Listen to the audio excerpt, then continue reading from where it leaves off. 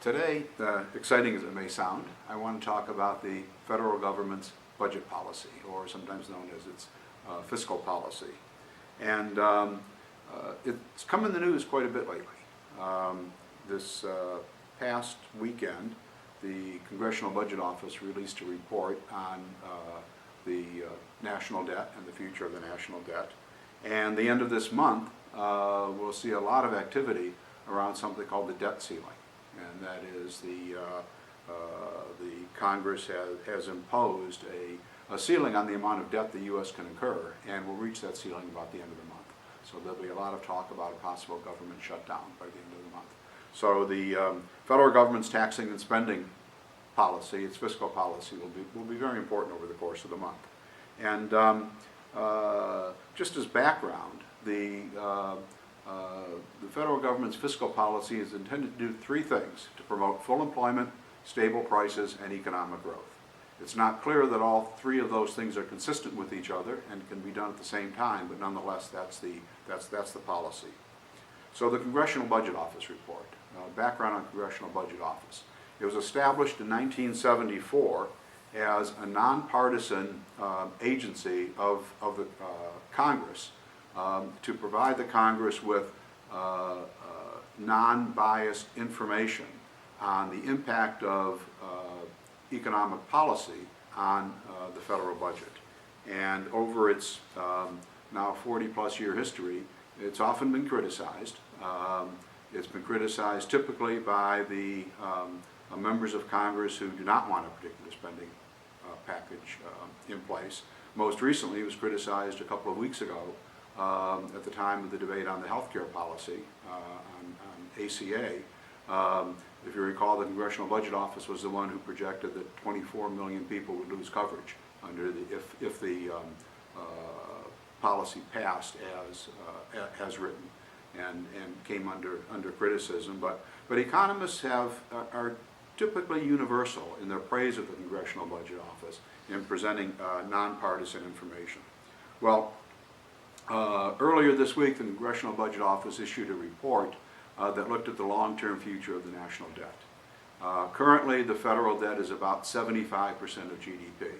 That means the government's obligations, what the government owes, is roughly 3/4 of the gross domestic product, or what we produce in the economy in a year. How does that compare with historic levels? Pretty high. The highest ratio was over 100% during World War II, but at peacetime levels, the debt to GDP ratio is really pretty high. It grew quite a bit in the first 7 or 8 years of this century, from about 2001 to 2008 or 9, in response to the war in Iraq and Afghanistan. The projection by the Congressional Budget Office is that if we don't do anything with respect to current spending and taxing policy, the debt will be roughly 150% of GDP 20 or 25 years from now. So what that means is that would be at historic levels, and that doesn't assume major wars, which are typically the thing that consume a huge portion of spending. So what are we doing about that, or do we need to do anything about that? And there's debate about whether we need to, whether about the impact of the debt. But without getting into that debate, let me look first at some of the spending issues, some of the spending policies. We just went through a long and protracted debate on health care, and it's not clear that's over. But at any rate, had that bill passed, health care expenditures by the federal government would have been reduced, and fairly substantially. That's not to say that total health care spending would have been reduced, because health care spending still has to occur, and what determines health care spending is the amount of health care we provide and the price of that health care. But the federal government's portion of that health care spending would have been reduced. Okay, well, that issue didn't pass, and that's still uncertain as to its future. Other spending programs that we've been sort of promised for the next several years are more on the increase in expenditure side rather than the reduction in expenditures. President Trump has made it clear that military spending is a high priority, and that we're going to spend whatever we need to support our military. whether you agree or disagree with that assessment, military spending is a large portion of the federal budget, and apparently it's going to become an increasing portion of the federal budget. President Trump has also made it clear that Medicare and Social Security are untouchables, that he doesn't want to reduce the entitlements of Medicare and Social Security. And that's a very popular position to take. And, but the issue there is over those next 20 or 30 years that the Congressional Budget Office has estimated, it's Social Security and Medicare that are going to consume an ever-increasing portion of the debt. Demographics are clear. Population is aging. People are living longer. Healthcare is becoming a larger and larger portion of GDP. Its expenditures its prices are increasing faster than inflation in general.